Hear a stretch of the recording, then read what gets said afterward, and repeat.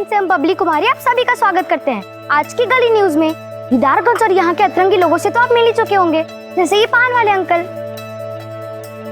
आज मिली हमारे मोहल्ले की तारा आंटी से। तारा आंटी,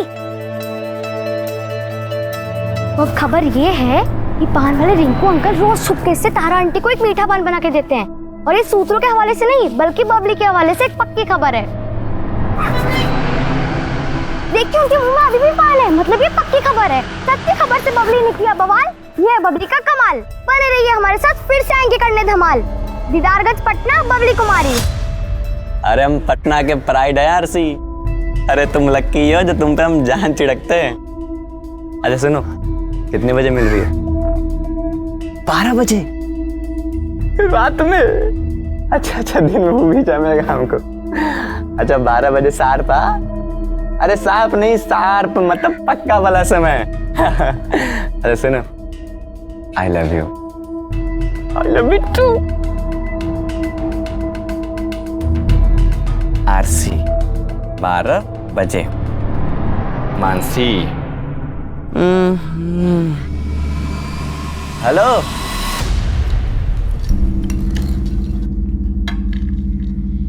फिर भिंडी का सब्जी। सुबह भिंडी खाते खाते हमको बोरियत हो गया है, उनको बनाते बनाते बोरियत नहीं होता है। हमारा बोरियत का इतना फिक्र है ना, जल्दी घर आया कीजिए, और आते आते नई नई सब्जी भी ले आया कीजिए। हमको इतना फुर्सत रहता है सब्जी लाने का? हाँ? ये घर में बैठा रहता है, काहे नहीं भेजती? ला दिया करेगा। अरे भैया हम ही लाए थे, भिंडी सस्ता मिल रहा था तो 2 किलो लाए थे। अरे भिंडी के दाम में भी आग काहे नहीं लग जाता है प्याज की तरह? फुर्सत मिल जाए इससे। आप ना सिर्फ अपना ही जायके के बारे में सोचते, दूसरों के नहीं। अगर ऐसा ही आग लगता रहा तो फैमिली का क्या होगा?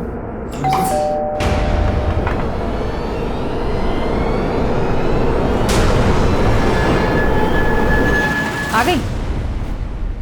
दिन भर धूप में मटर गश्ती करती रहती हूँ, रंग काला पड़ गया ना तो कोई ब्याह नहीं करेगा। सनस्क्रीन लगा के निकलते हैं हम, ऐसे कैसे काले हो जाएंगे? अरे काहे फालतू का चीज अपने चेहरा पे थोप के अपना चेहरा बिगाड़ना चाहती हो? सुंदर तो लगती हो।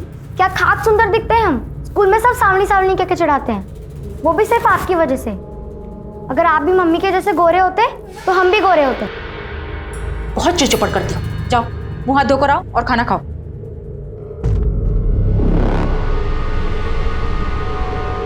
देखा, रंग भी आपके जैसा ही पाई है और आपके ही नक्शे कदम पर चल रही है। जीतू ये गिफ्ट विफ्ट तो ठीक है, लेकिन तुमने हमारे फ्यूचर के बारे में क्या सोचा है? क्या? तुम्हारे फ्यूचर में हम हैं ना? अरे फ्यूचर में क्या? हमको तो लगता है ना कि तुम्हारा पास्ट में हमारा एग्जिस्टेंस था। एग्जिस्टेंस? बिल्कुल सही पकड़ी हो। वैसे तुम्हारे पास्ट में हमारी एग्जिस्टेंस ही कैसे? ओ क्या है ना मानसी, तुम्हें हमारी जीवन साथी थी। मानसी अभी तो आई हो, तुम जाने की बात कर रहे हो। आज नहीं कल। मानसी जीतू प्लीज, आज नहीं कल। Mansi bye bye. माँ कसम। हाय प्रिया जी।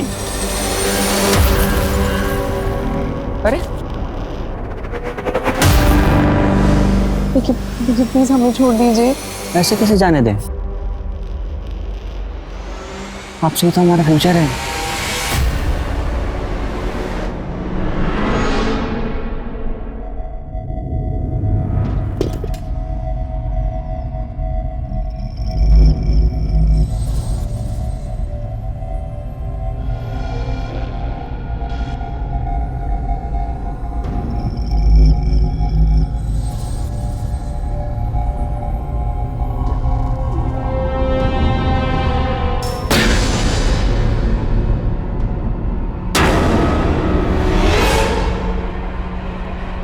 अभी अभी आपने झलक देखी दीदारगंज की गलियों की, एक और चटपटे किस्से की।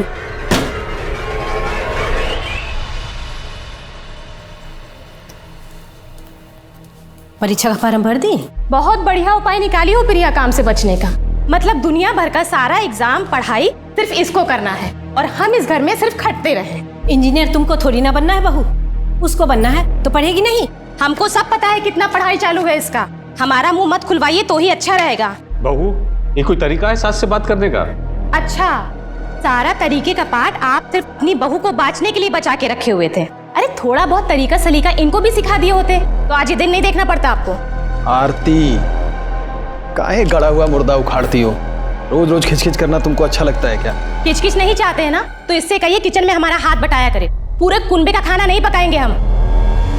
अरे जिंदगी भर हम साला तुमको पालते रहे, आज तू हमारा रास्ता रोकेगा? देखिए, हम आपके यहाँ काम करते थे तब आप हमको पैसा देते थे। काम देके कोनो एहसान नहीं किए हैं। भाई हमारा जमीन है, हम चाहे जो करें, हम इसको घेरेंगे। अच्छा, हम का हेलीकॉप्टर खरीद लें, उड़ के जाए यहाँ से? चढ़वा अपना जात वाला लोग के साथ बैठ के दिन में ताड़ी पीने लगे हो गए। जात पे कहाँ जा रहे हैं आप? और वैसे भी आप लोग अपने जात में पैदा होकर कौन सा महान काम किए? पीछे देखिए लखन बाबू, ये हमारा जमीन, हम इसको घेरेंगे। आपको जो भी करना है करिए, हमको यहाँ पे लैट्रिन बनवाना है। ए भाई, शंकर बाबू, लखन बाबू, एक सेकंड में तुम्हारा खोपड़ी खोल देगा शंकर। तब यहाँ लैट्रिन बनवा के का उखाड़ लोगे बे? छोड़िए हमारे पापा को, नहीं तुम पुलिस बुलवाएंगे। प्रूफ भी है हमारे पास। अरे वाह छोटकी, शंकर बाबू, पुलिस बुलवाएगी?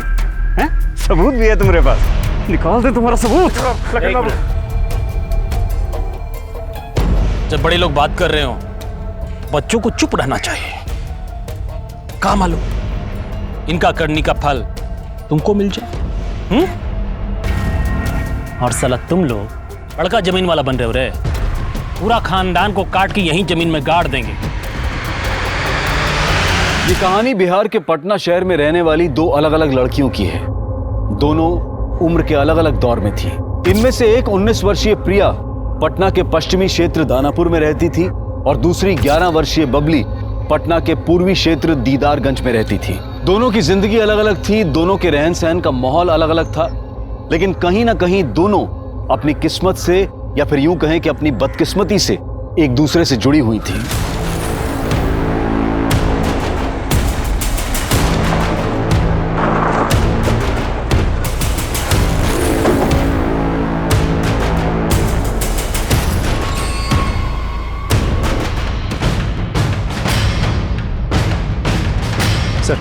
लड़की का नाम बबली है, करीब 2 किलोमीटर दूर रहती है। दोपहर से मोहल्ले वाले से ढूंढ रहे थे और लाश हमें यहाँ मिली। हो सकता है बच्ची को कोई यहाँ ज़बरदस्ती लेकर आया हो, और ऐसी सुनसान जगह पर बच्ची को लेकर आने का मकसद रेप हो सकता है। राजन, तुम पूछताछ जारी रखो जी, हम बच्ची की फैमिली से मिलते हैं।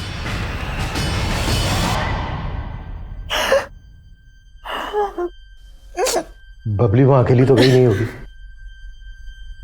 आप लोगों ने बबली को आखिरी बार कब देखा था? सिर्फ सुबह देखा था। सुबह तक अच्छी भली थी।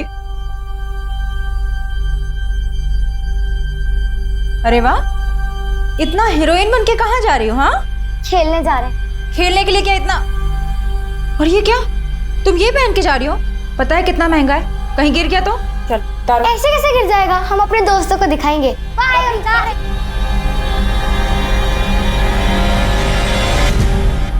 किन बच्चों के साथ खेलने गई थी बबली? सर, गले के बच्चे होंगे। हमने उनसे बात भी की, लेकिन वो किसी भी दोस्त के पास नहीं गई। हमने उसे फोन भी किया, लेकिन उसका नंबर स्विच ऑफ आ रहा है। फोन? बबली के पास फोन भी था? हाँ सर, उसे वीडियोस बनाने का, गेम खेलने का बड़ा शौक था, इसलिए हमने उसे फोन देकर रखा था। लेकिन क्राइम सीन से हमें कोई फोन नहीं मिला, और न ही बबली की बॉडी पे कोई लॉकेट था। शोभा, शोभा, शोभा, बबली को क्या हुआ? कहाँ बबली? बबली आप भैया हमारे बबली के पिता। आप कहाँ थे? काम के सिलसिले में बाहर जाना पड़ता, बाहर गए थे। आप लोगों को शक है किसी का?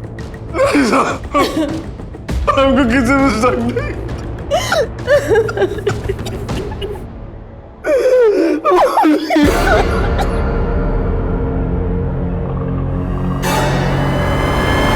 ये लोग अभी बात करने की हालत में नहीं है। आसपास पूछताछ करो, शायद किसी ने बबली को किसी के साथ क्राइम सीन की तरफ आते जाते देखा हो। बबली और उसकी फैमिली से जुड़ी हुई सभी बातें पता करो, पर्सनल और आउटसाइडर दोनों एंगल्स पे काम करो। साहब,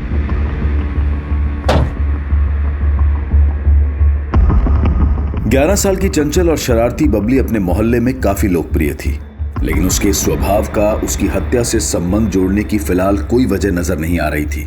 सर, हम सोच रहे थे बबली शारीरिक शोषण का शिकार हो गई, लेकिन उसके पोस्टमार्टम रिपोर्ट से ऐसा कोई हिंट नहीं मिलता। मौत की वजह? उसके सिर पे 4 इंच से भी ज्यादा लंबा घाव है। पोस्टमार्टम रिपोर्ट के हिसाब से उसके सर को जोर से कहीं पटका गया है, इसकी वजह से बबली की मौत हुई। कुछ और पता चला? सर, ये कि उसके माँ बाप के आपसे रिश्ते कुछ ठीक नहीं थे, दोनों में अक्सर लड़ाइयाँ होती है। किन बातों को लेकर? अफेयर। मैंने अपने खबरी को काम पे लगाया था। तो थोड़ा और टटोला तो पता चला कि बबली के फादर उमेश का सोनपुर में रहने वाली सोनाक्षी नाम की एक औरत के साथ काफी मिलना जुलना है।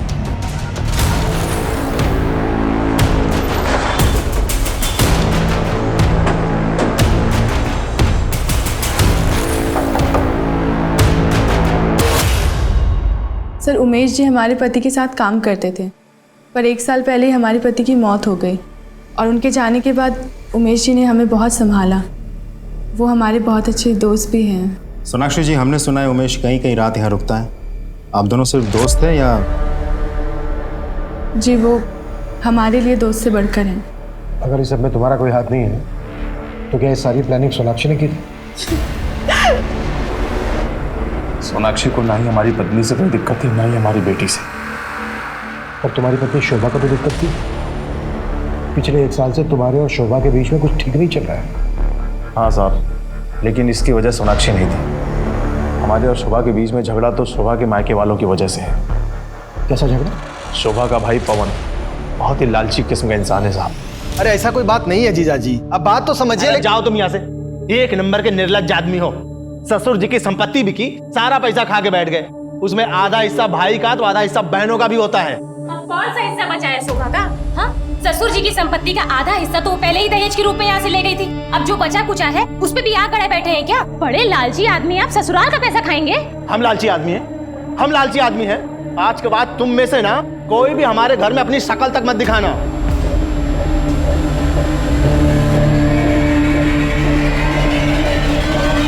साहब, उस दिन के बाद से तो हमने और शोभा ने कभी वहां झांक के देखा भी नहीं। कहाँ रहते हैं वो लोग? यहीं पटना में, दानापुर।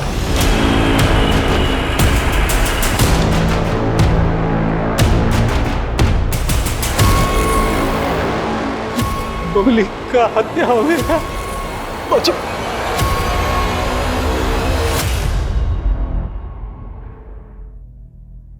पता नहीं किसकी नजर लगी। 6 जनवरी को बबली की हत्या हुई।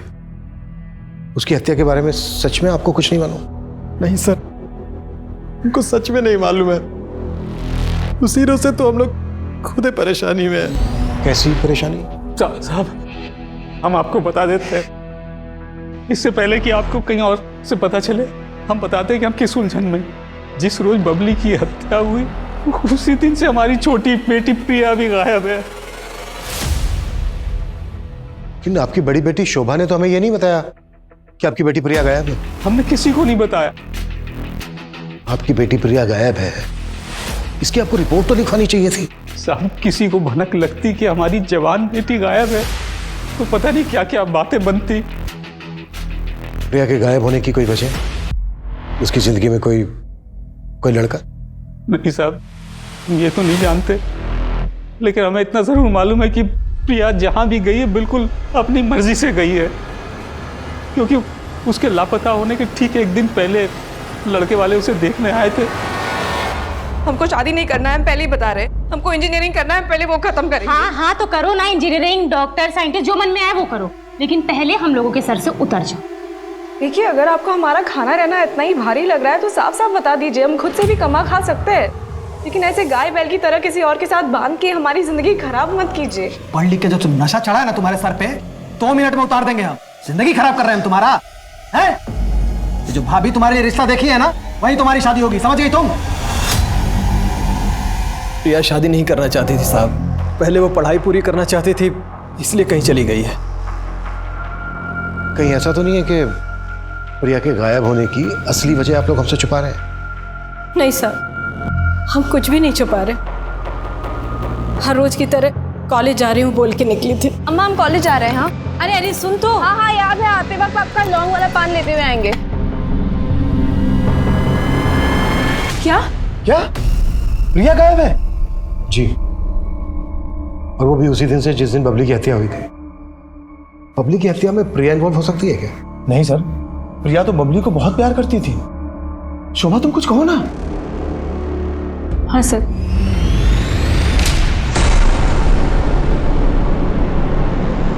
प्रिया का गायब होना एक रहस्य नजर आ रहा था। पुलिस प्रिया और बबली दोनों परिवारों से जुड़ी बारीक से बारीक बात को पता कर रही थी और इसी कड़ी में उमेश के परिवार की एक और रंजिश के तार खुलकर सामने आए, जिसकी जड़ें काफी गहरी थी।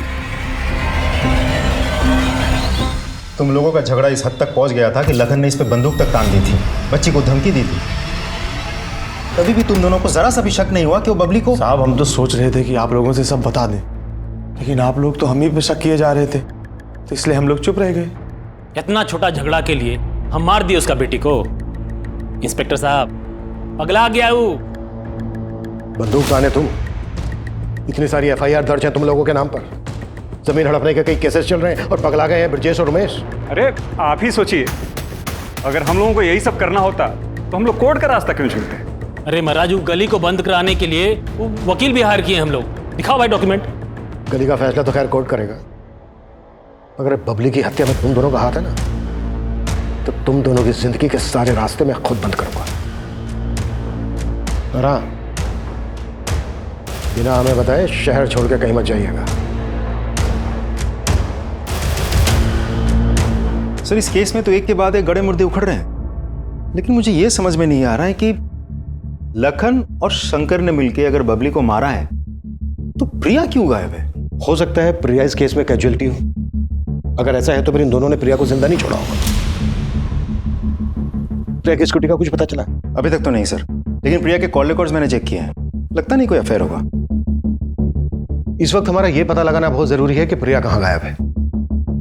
मुझे लग रहा है किसी ने जानबूझकर जाल बिछाया है ताकि बबली की हत्या के लिए हम प्रिया पर शक करते रहें और असल गुनहगार पर हमारा ध्यान ही ना जाए।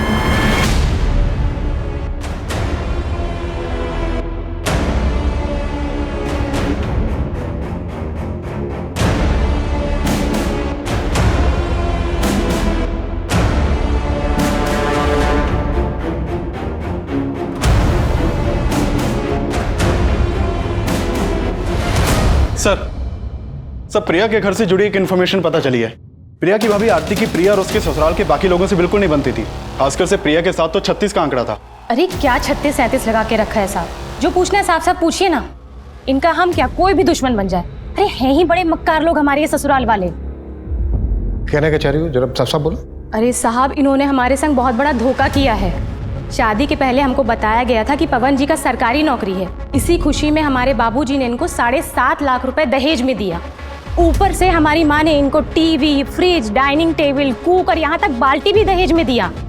लेकिन बाद में हमको पता चला कि इनका तो कोई सरकारी नौकरी था ही नहीं। अरे नहीं सर, झूठ नहीं बोले थे हम लोग। शादी के पहले सच में हम अपना रिटन एग्जाम निकाल लिए थे। वो तो शादी के बाद बस इंटरव्यू में मामला अटक गया। और शादी में जो कुछ भी लेके आई थी, चाहती थी कि उसके बदले में बाबूजी का जो कुछ भी है उसका नाम लिख दिया जाए। जब से शादी हुई है, जीना हराम कर दिया इसने। तुम अपनी बीवी पे शक कर रहे हो कि उसने प्रिया को? नहीं साहब, हम ऐसा कुछ नहीं कह रहे हैं। तो कहना क्या चाहते हो? अरे वो क्या कहेंगे साहब, अपने मुंह से कोई अपनी बहन की कमी तो बताएगा नहीं। हम आपको बताते हैं कि सच क्या है। दरअसल प्रिया अपने बॉयफ्रेंड के साथ भाग गई है। अच्छा, और कौन है प्रिया का बॉयफ्रेंड? अब ये तो हमको नहीं मालूम साहब, लेकिन प्रिया बहुत ही चंट लड़की थी। कॉलेज, एग्जाम, फॉर्म भरने के बहाने दिन भर घर से बाहर रहती थी। और तो और अकेले में फोन पर किसी न किसी से बतियाती रहती थी। प्रिया, फोन पे कौन से पढ़ाई हो रहा है? हम बाद में कॉल करते हैं। भाभी आपने ज्यादा ताकझाक मत किया करो। ताकझाक नहीं कर रहे, तुम्हारे लिए चाय लेकर आए थे। लेकिन इन्वेस्टिगेशन में तो हमें ऐसा कुछ नहीं मिला कि प्रिया का कोई बॉयफ्रेंड है। कहीं ऐसा तो नहीं है कि तुम हमसे कुछ छुपा रही हो? अरे सर, छुपी रुस्तम तो वो है। देखिए ना कैसे घुमा के गई आप लोगों को कि आप लोग अभी भी चकमा खा रहे हैं। और हम तो कह रहे हैं वो कहीं ना कहीं छुपी बैठी होगी और अपने आशिक के साथ अगले कांड की तैयारी कर रही होगी।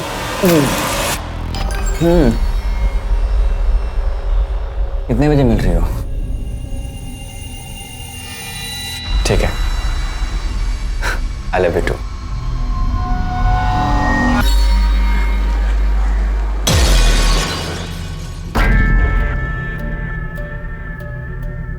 करे ये पुलिस वाले लोग मेरे घर तक कैसे पहुंचे?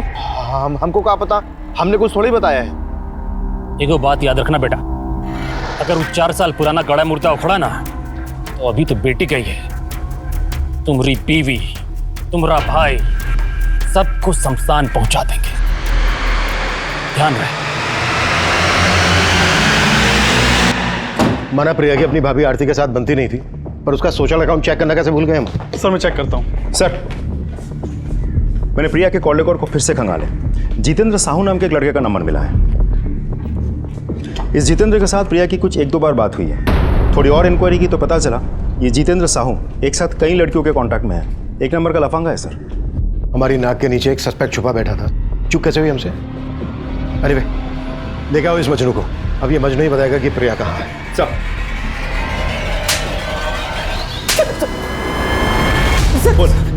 सर हमें नहीं पता कि प्रिया कहाँ है। सर हमने प्रिया के साथ कभी छेड़छाड़ नहीं की। तू कुछ भी जानता है ना, सच सच बता दे, वरना मार मार के ना तेरी सारी रोमियोगिरी निकाल दूंगा मैं। समझ में आई मेरी बात? मेरा विश्वास कीजिए, मैंने प्रिया को नहीं भगाया है। और सर हम प्रिया को काहे भगाएंगे? प्रिया तो खुद इस मामले में हमारी गुरु थी। क्या गुरु मतलब सर ये सब मामलों में वो हमारी गुरु थी और हम उसके चेले। अबे गोंचू बोलना। अरे जो मैं बोल रही हूँ ना वो रिपीट कर। फ्यूचर में क्या? अरे फ्यूचर में क्या, हमें तो लगता है ना हमारा तुम्हारा ना पास्ट में एग्जिस्टेंस था। क्या है ना मानसी, प्लीज आज नहीं कल। Mansi bye bye. माँ कसम। आए प्रिया जी। देखिए प्लीज हमें छोड़ दीजिए। ऐसे कैसे जाने दें?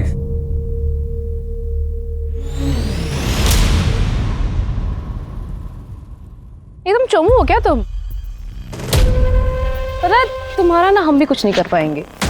जिस लड़की की एक्टिंग हम कर रहे थे ना, उसको मर्दानगी टाइप लड़का पसंद है, ऐसे बलात्कारी नहीं, समझे? और अगर तुम इतना चिपकोगे ना तो लड़की लात मार के निकल जाएगी।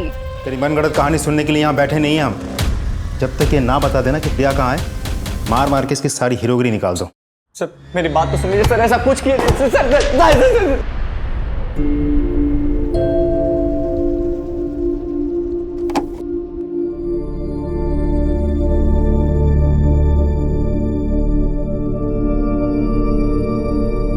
भाभी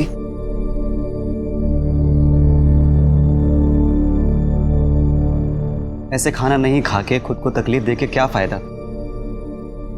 हम आपका दुख समझ सकते हैं, लेकिन अभी जो हो गया उसे बदल थोड़ी ना सकते। चलिए कुछ खा लीजिए, नहीं आप बीमार पड़ जाएंगे। भाभी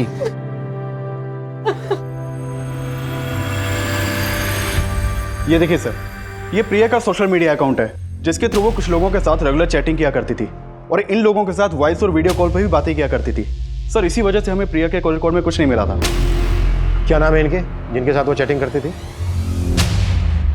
सर प्रमोद शुक्ला, मनोज राजपूत, तरुण राज।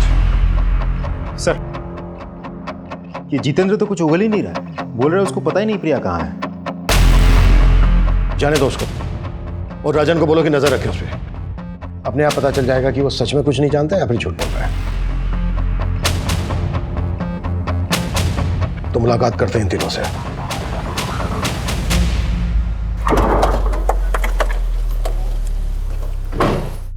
प्रमोद शुक्ला कौन है रे? नमस्ते सर, हम हैं, बताइए साहब। लोकअप में रिपेयरिंग का काम काफी बचा है, चल साथ में मिलकर करते हैं। मनोज चल चल चल चल। ऐसी साड़ी आपको पूरे पटना में ना मिलेगी। अरे मुंबई से नया नया स्टॉक आया अभी अभी। अरे देख। हाँ तो हुआ क्या? अरे साहब हम कुछ नहीं किए साहब, हम सच बोल रहे हैं। सर हमको नहीं मालूम प्रिया कहाँ है सर। हमको तो ये भी नहीं पता कि प्रिया ये दोनों के साथ में थी। हम तो समझते थे कि हमसे प्यार करती है सर। अच्छा एक बात बताओ, इससे मैचिंग सूट कहाँ मिलेगा मुझे? अरे वो सब तुम हम पे छोड़ दो। सर वो हमारी दुकान पे भी आती थी और खूब सारा सामान लेके जाती थी सर।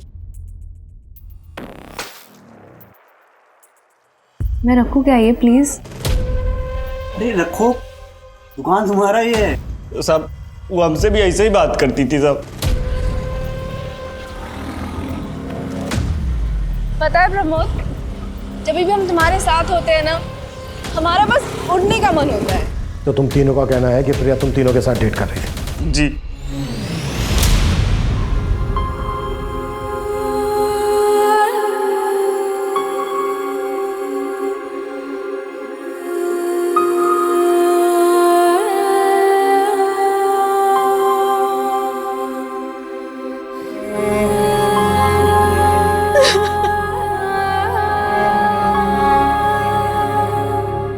शोभा,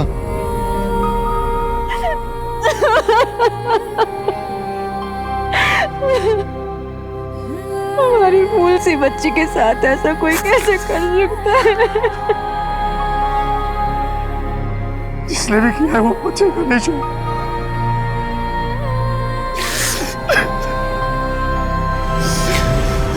पापा जी से बात हुआ? नहीं हुआ। प्रिया सिर्फ हमारी बहन ही नहीं थी, उनकी बेटी भी थी। हमको हमारी बेटी के बारे में कम से कम ये पता है कि वो नहीं रही, लेकिन पापा जी को तो प्रिया के बारे में कुछ भी नहीं पता। सच उन पर क्या बीत रही होगी।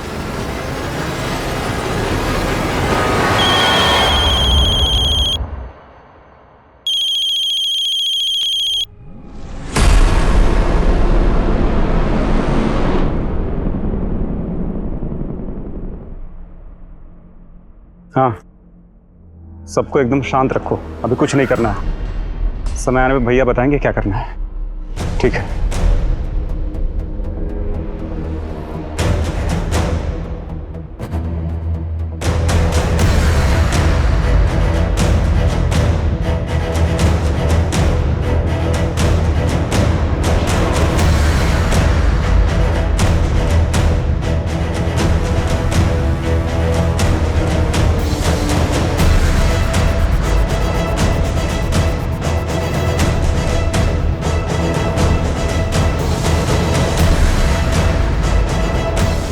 सर वो तीनों लड़के तो कुछ बोल ही नहीं रहे, मानने को तैयार ही नहीं कि कुछ किया है उन लोगों ने।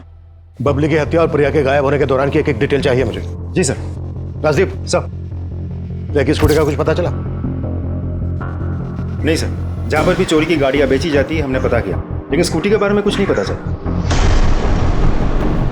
आज के समय में किसी का दोहरी जिंदगी जीना कोई हैरान कर देने वाली बात नहीं है, लेकिन प्रिया सिर्फ दोहरी जिंदगी नहीं बल्कि दोहरा व्यक्तित्व भी जी रही थी। प्रिया के उस व्यक्तित्व की जो तस्वीर मनोज, प्रमोद और तरुण ने पुलिस को दी थी, अगर उसे सच माना जाए तो इस संभावना को नकारा नहीं जा सकता है कि प्रिया अपनी मर्जी से अपनों से दूर चली गई थी। लेकिन संभावना यह भी थी कि खेल खेल में प्रिया ने कई दुश्मन बना लिए हों और प्रिया के गायब होने के पीछे शायद इनमें से ही किसी एक का हाथ हो। लेकिन इन सब का मासूम बबली की हत्या से क्या ताल्लुक था? पुलिस बबली के केस में अब भी किसी ठोस सिरे की तलाश में थी और तब उन्हें बबली के खोए हुए फोन की जानकारी मिली। साहब एक आदमी आके यहाँ बेच के गया था ये मोबाइल, हमें सस्ते मिल रहा था तो हमने ले लिया। अभी बस रिपेयर करने के लिए ऑन ही किए थे हमने। यहाँ दुकान में सीसीटीवी है कहीं? नहीं सर। अच्छा ये फोटो देखो, इनमें से कोई आदमी है जो मोबाइल बेच के गया हो? नहीं सर। थोड़ा बहुत शक्ल तो याद होगा, स्केच बनवा सकते हो? आप लोग इन चारों लड़कों को जानते हैं? नहीं साहब। कौन है ये? इन चारों लड़कों के साथ प्रिया का अफेयर चल रहा था। क्या? नहीं सर, आप लोग उसको खोज नहीं पा रहे हैं तो उसको बदनाम करने का साजिश कर रहे हैं। अरे वो एकदम टॉपर टाइप लड़की है, इस तरह के काम में उसका मन लगता तो इतना नंबर आता क्या उसका? कई बार हमें अपने पास की सच्चाई का पता नहीं होता पवन जी, और आपकी बहन की सच्चाई यही है। हम तो पहले से ही जानते थे। इन लड़कों को? नहीं, अपनी ननद के लच्छन को।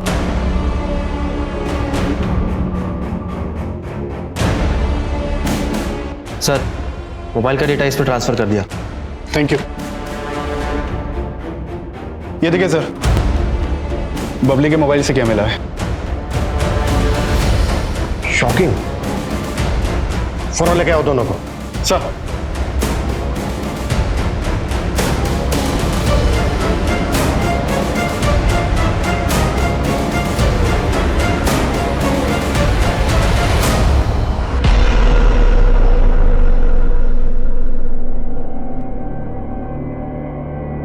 साहब इसमें भाभी का कोई गलती नहीं है।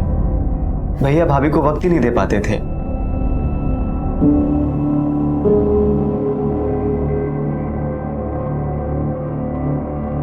The number you have called is currently switched off.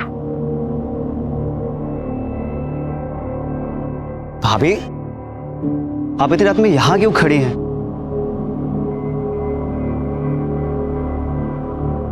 हम आपकी तकलीफ को समझ सकते हैं। एक तो भैया ने आपके मायके वालों से बिल्कुल बात करना बंद कर दी, बस वो आपको टाइम बिल्कुल नहीं दे पाते।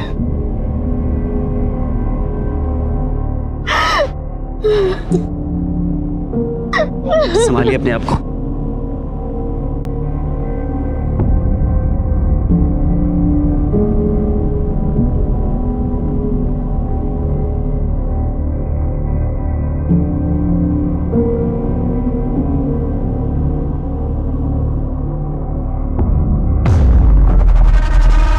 कोई था? कहीं बबली तो नहीं जाग गई? रूम में जाके देखते। हमको लगा था कि बबली ने हमें देख लिया है। वो पता करने के लिए हम कमरे में गए, देखा तो बबली वहां सो रही थी। हमको नहीं पता था साहब कि बबली ने हमारा वीडियो बना लिया है। हमने कुछ नहीं किया साहब। एक और बात साहब, जो शायद भैया आपको कभी नहीं बताएं। क्या बात? सब हमको लगता है कि शंकर और लखन ने मिलकर ही बबली को मारा है। शंकर की हमेशा से भाभी पर बुरी नजर थी। अभी तक समझे नहीं हो तो समझ लो, लखन ठाकुर कौन है। चलो शंकर।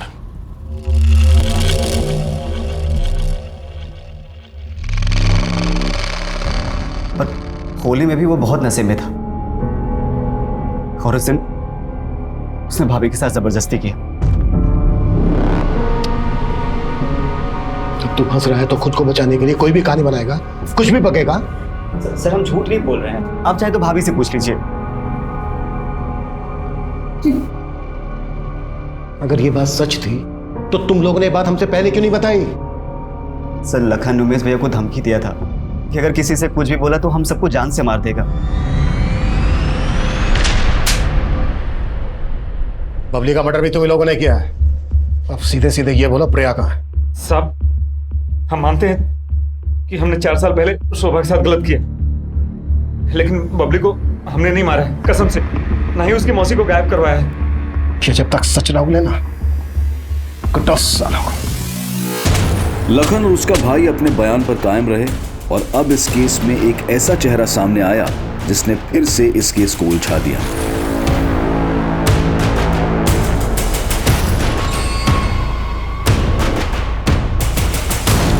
सर इस आदमी की शक्ल तो हमारे किसी भी सस्पेक्ट से मैच नहीं करती।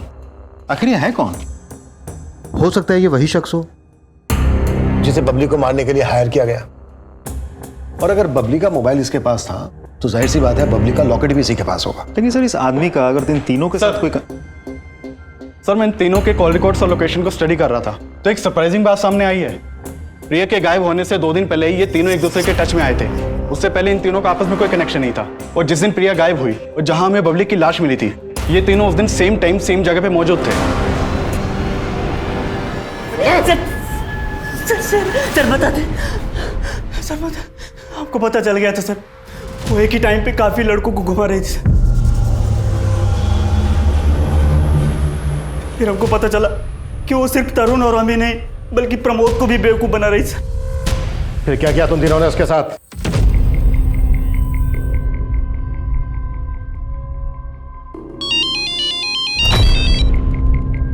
हाँ मनोज।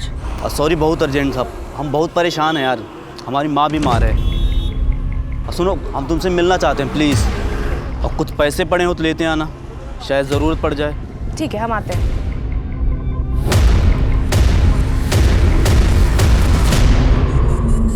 बबली 1 सेकंड, हम आते हैं। अरे इसको काहे ले आई? अरे हम इसके घर के पास से गुजर रहे थे, हमको देखी तो जिद पकड़ ली, स्कूटर पे घूमना। 1 सेकंड, हम आते हैं। बबली कुछ टाइम के लिए तुम यहीं पे रखो, हम आते हैं। हाँ ठीक है।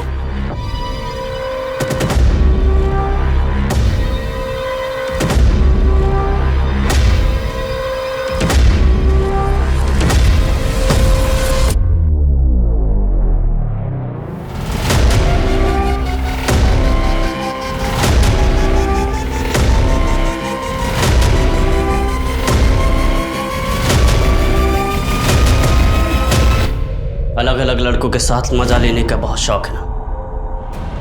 रेप किया उसका बारी बारी से था।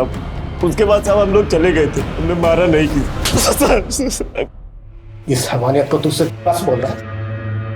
ये सब करते हुए तुम तीनों को बबली ने देख लिया, इसे बबली का भी मर्डर कर दिया तुमने। नहीं साहब, बबली को हमने नहीं मारा।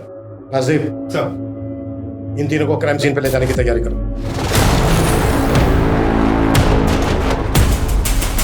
उतारो।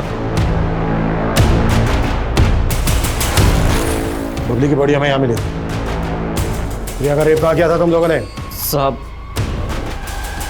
गाड़ी जहाँ खड़ी है वहीं आसपास स्कूटी खड़ी थी।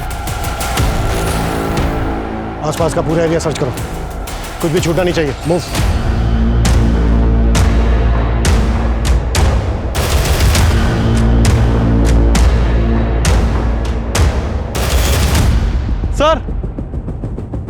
सर ये देखिए सर, यहाँ आसपास की सारी जमीन ठोस है और ये कुछ अलग।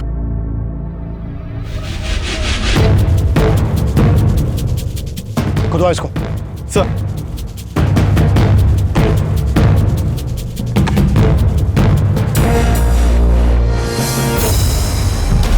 सर ये तो प्रिया है। अभिषेक सर, बॉडी को पोस्टमार्टम के लिए भिजवाओ और इन तीनों को लॉकअप में शिफ्ट करो। सर एक सेकंड सर, अगर बबली और प्रिया दोनों को इन लोगों ने मारा होता तो दोनों को एक ही जगह गाड़ देते। प्रिया को उन लोगों ने यहाँ गाड़ा और बबली को कहीं और छोड़ दिया। हो सकता है ये तीनों सही बोल रहे हो, कातिल कोई और ही। राशि, बबली को सब कुछ रिकॉर्ड करने की आदत थी। हो सकता है उस दिन यहाँ पर जो कुछ भी हुआ वो सब कुछ बबली ने रिकॉर्ड किया। बबली के मोबाइल को दोबारा से चेक करो, अच्छे से खंगालो, और इस दरमियान अगर उसके मोबाइल से कुछ भी डिलीट किया गया है तो उसे रिट्रीव करवाओ। सब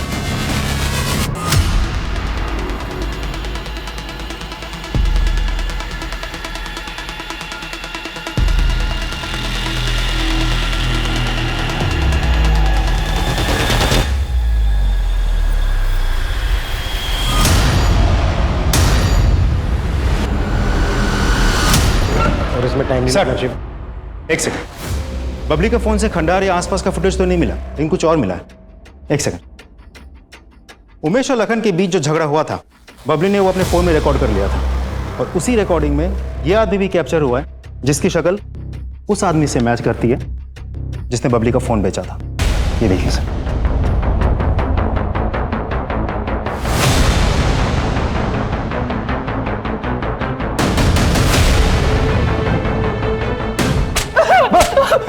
अभिषेक, सर इसका पूरा घर खंगाला। बबली का लॉकेट तो नहीं मिला, लेकिन प्रिया की स्कूटी की नंबर प्लेट मिली है।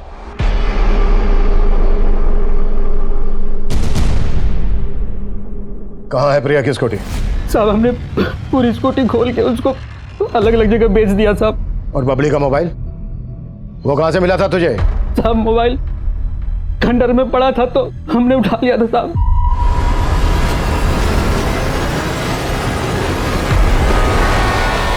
पड़ा हुआ था, पड़ा हुआ था, पड़ा हुआ था, पड़ा हुआ था। क्या दुश्मनी थी तेरी प्रिया से, बबली से? और बबली का लॉकेट कहाँ है? साहब हमारी क्या दुश्मनी होगी उनसे? हमको तो लाश ठिकाने लगाने के पैसे मिले थे साहब। लाश ठिकाने लगाने के लिए किसने दिए थे तुझे पैसे?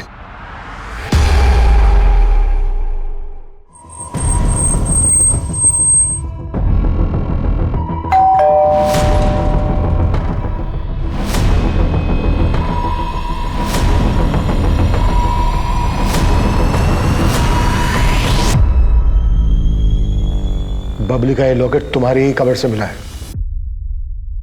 क्यों, क्या है सर? प्रिया का चरित्र शुरू से ही खराब था। वो पढ़ाई में अच्छी थी इसलिए उसके सारे ऐप दब जाते थे। मारा क्यों प्रिया को? उस दिन प्रिया कब हमारे घर आई और बबली को अपने साथ लेकर चली गई हमें पता ही नहीं चला। जब बबली बहुत देर तक घर वापस नहीं आई तो हम उसे खोजने निकले। बबली! बबली! जब हम उस रास्ते पर पहुंचे तो हमें खंडर के पास प्रिया की स्कूटी नजर आई। बबली! बबली!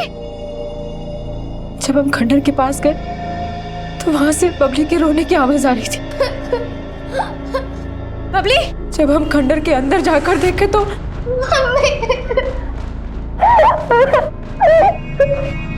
तुम यहाँ कैसे आई? मौसी के साथ आए थे, फिर मौसी एक अंकल के साथ अंदर गई, फिर वो बहुत देर तक आए नहीं तो हम अंदर आए और देखो ना मौसी को क्या हो गया। उस लड़के ने तुम्हारे साथ क्या किया? हमारे साथ कुछ नहीं किया मम्मा। दीदी। मौसी मौसी मौसी मौसी कितनी बार कहा है मौसी से दूर रहा करो, मौसी जैसा बनना है? बताओ। एक बात मेरी समझ में नहीं आई, तुमने प्रिया की लाश को जमीन में गड़वाया जबकि बबली को वहीं छोड़ दिया। अगर तुम चाहती तो बबली की लाश को भी प्रिया की लाश के साथ जमीन में गड़वा सकती थी, पर ऐसा नहीं किया। वजह? क्योंकि हम नहीं चाहते थे कि प्रिया का अंतिम संस्कार हो। उसने अपनी जिंदगी में जो किया है उसके लिए इसको मोक्ष भी नसीब नहीं होना चाहिए। उसी की वजह से हमारी बबली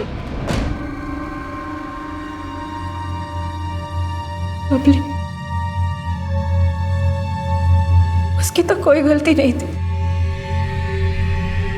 बिना वजह सूली चढ़ गई वो।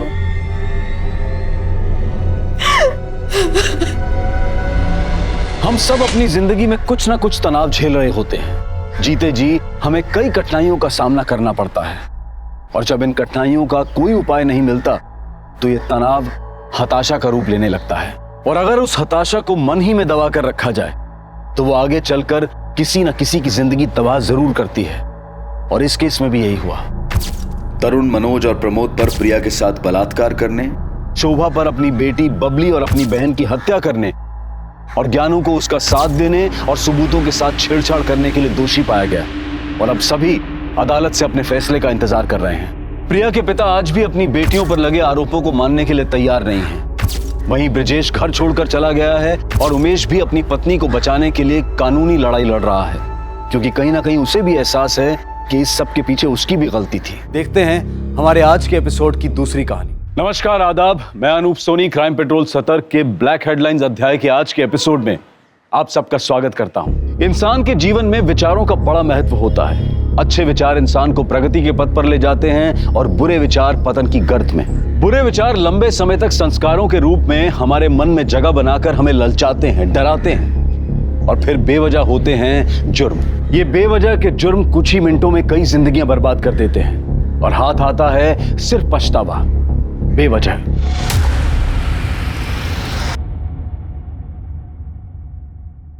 आई, मैं कॉलेज जा रही हूँ। अच्छा, मेरा भी सामान बांध के हो गया है, मैं भी पंडरपुर के लिए निकल जाती हूँ। अच्छा सुन, तेरी बुआ को बता दिया है, तुम दोनों बहनों को अगर खाना बनाने का मन नहीं हो तो उनके घर जाके खा लेना, ठीक है? हाँ ओके, ठीक है आई, बाय। हाँ, ध्यान रखना अपना।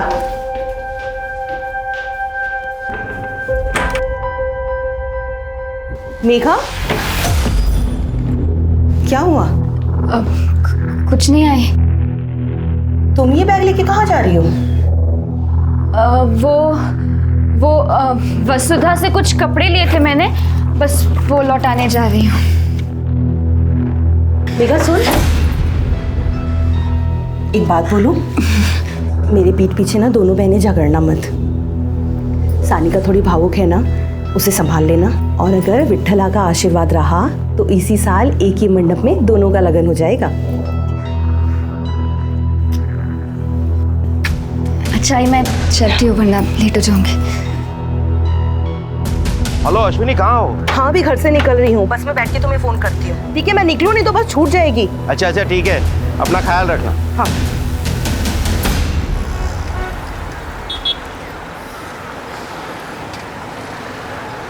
मोबाईलवर आपण कॉल करत आहात तो सध्या बंद आहे।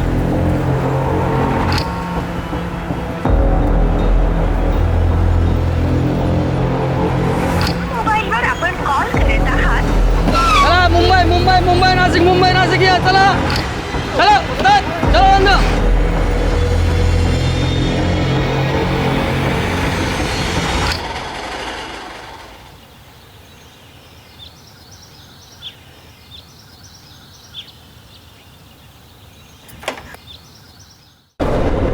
दीपक, तू यहाँ और मैं तेरा वहाँ बस स्टैंड पर इंतजार कर रही थी। देख तेरी बहन ने क्या किया। क्या किया?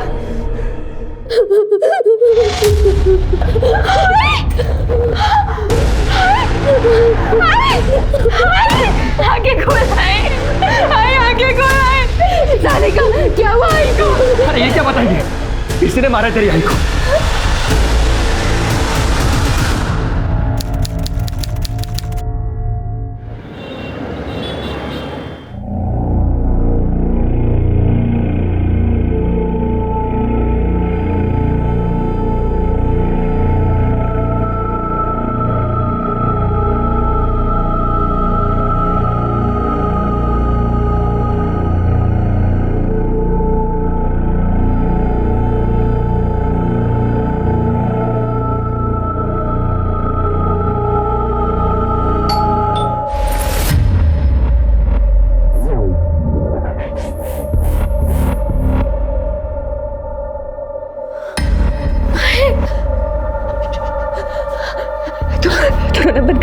मैं हूं ना, ऐसे कुछ अपने दरवाजे पे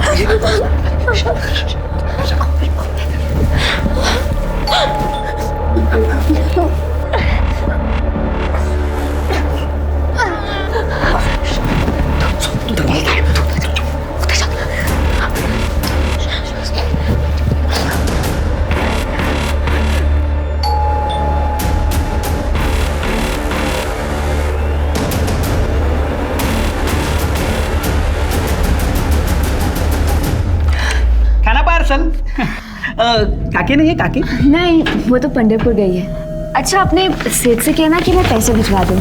सुनो तो,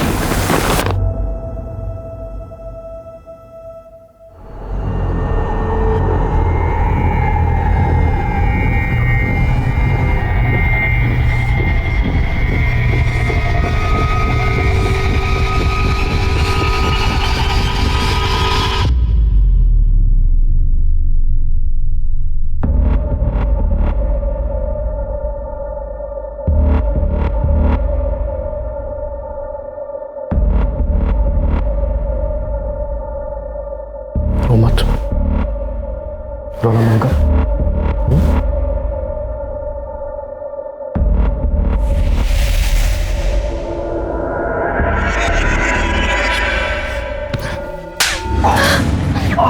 निकल यहाँ से। तुझे शर्म नहीं आती? मेरी आई मर गई और तू। अरे जान, मेरा वो मतलब नहीं था। छोड़ मुझे, जा। अरे निकल इस रूम से बाहर।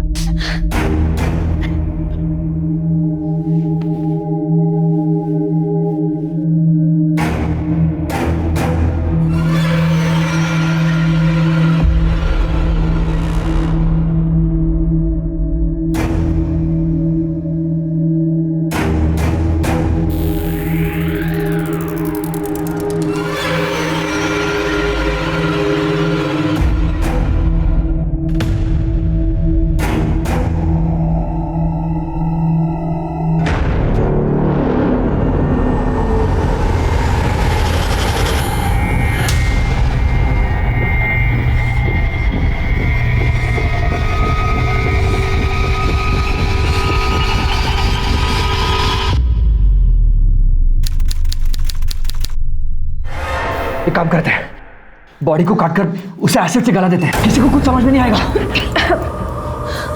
नहीं, मैं आई को ऐसे नहीं देख सकती। प्लीज देख। तो ये उसे मारने से पहले सोचना चाहिए था। नहीं मारा। झगड़ू मत, हमें कुछ ऐसा करना होगा कि हम में से कोई भी ना फंसे।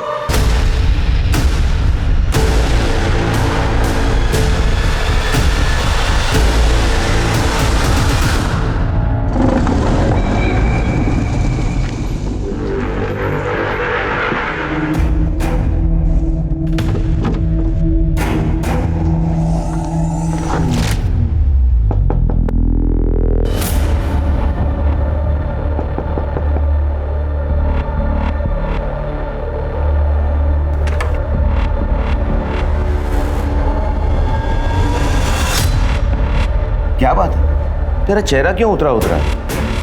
सब ठीक है ना?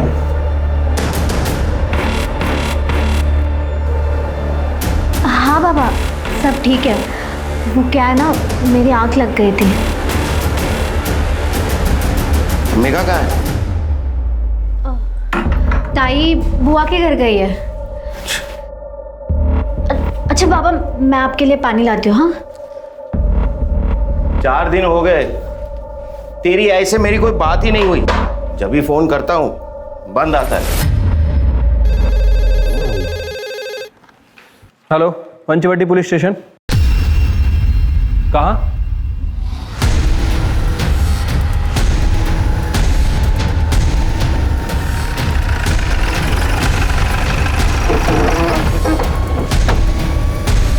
चला चला, हटिए आप लोग, हटिए। चलो पीछे। चलो मगे चलो। क्या हो जा? ए, फोन किसने किया था? सर मैंने। गीता आई है, लकड़ी चुनने के लिए आई थी। इसने लाश को देखा और डर गई, तो मुझे फोन करने के लिए बोला। सर फोन ऑन है। ऑन है लेकिन लॉक है। उसकी फैमिली फोटो लगती है। इनमें से किसी को देखा है क्या किसी ने? सर, ऐसा भी हो सकता है कि लड़की का मर्डर कहीं और किया गया और बॉडी को यहाँ डंप किया। हाँ, फोन को टेक्निकल टीम के पास भेज दो। ओके। इसमें फैमिली कांटेक्ट रहेगा, कांटेक्ट करो। ओके सर, कोई मर्डर वेपन नहीं मिला। बॉडी का पंचनामा करके पोस्टमार्टम के लिए भेज दो। ये लीजिए।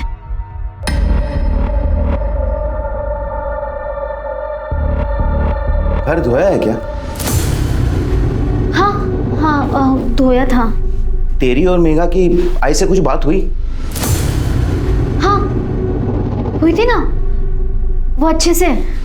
और आई ने आपको फोन भी किया था, लेकिन क्या है ना, आपका फोन बंद था बाबा। मेघा का फोन। हेलो,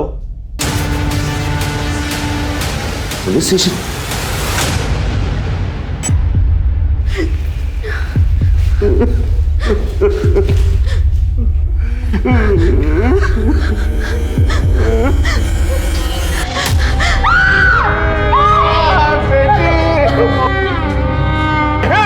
बेटी,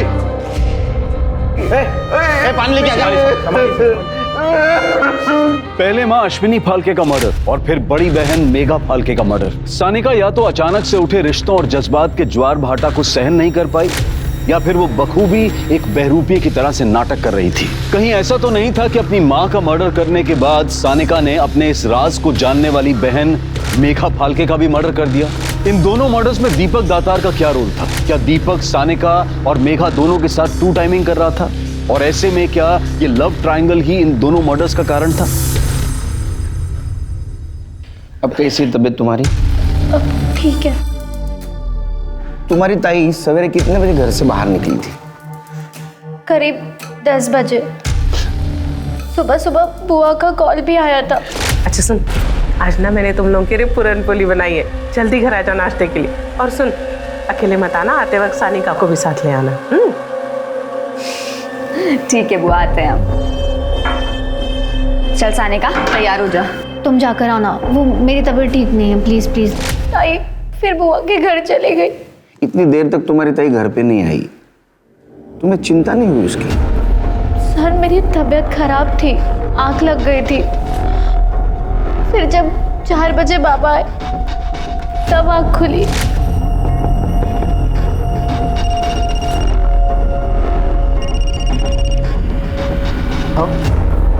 अश्विनी का कुछ पता चला? देखो, पंढरपुर में जो हमारे गोत्र के पंडित हैं उनसे पूछो, उन्हें सब पता होगा।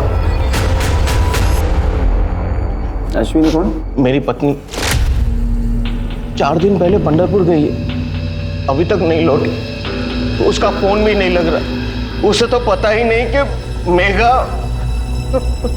4 दिन से तुम्हारी आई से बात नहीं हुई? हाँ, मेरा मतलब है रोज होती थी, बस आज नहीं हुई। मेरे फार्म हाउस पे नेटवर्क का प्रॉब्लम। सर इनकी बहन सविता को भी बुलाया, आती होगी। तूने मेघा से पहले मेरे को क्यों नहीं उठाया? आई शांत हो प्लीज, शांत हो जाइएगा। एक बात बताइए, जब मेघा आपके घर में आई तो आपको उसके बिहेवियर में कुछ अलग लगा? उसका मूड या उसने कुछ बताया आपको? नहीं साहब, ऐसा तो कुछ नहीं लगा। ये बैस, कहाँ है ग? तुझे फोन करके बुलाना पड़ता है बुआ के आने के लिए? बुआ आपको जो खिलाना है ना खिला दो, मुझे जल्दी जाना है। सोनालिका जरा पूरन पूरी आन लोग कर दे, आ गई खा।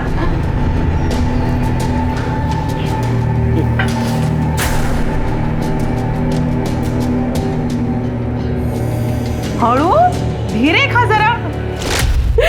तुम्हाला माहिती है मेरे साथ इतनी मस्करी करती थी ना। आपके घर से कितने बजे गए हो सवेरे? साहब मैंने घड़ी नहीं देखी उस वक्त। हाँ लेकिन बहुत जल्दी चली गई थी वो। लेकिन देखिए ना साहब, अब लोग ना पूरी जिंदगी भर मेरे को ताने मारेंगे कि मेघा मेरे घर से चली गई और मर गई।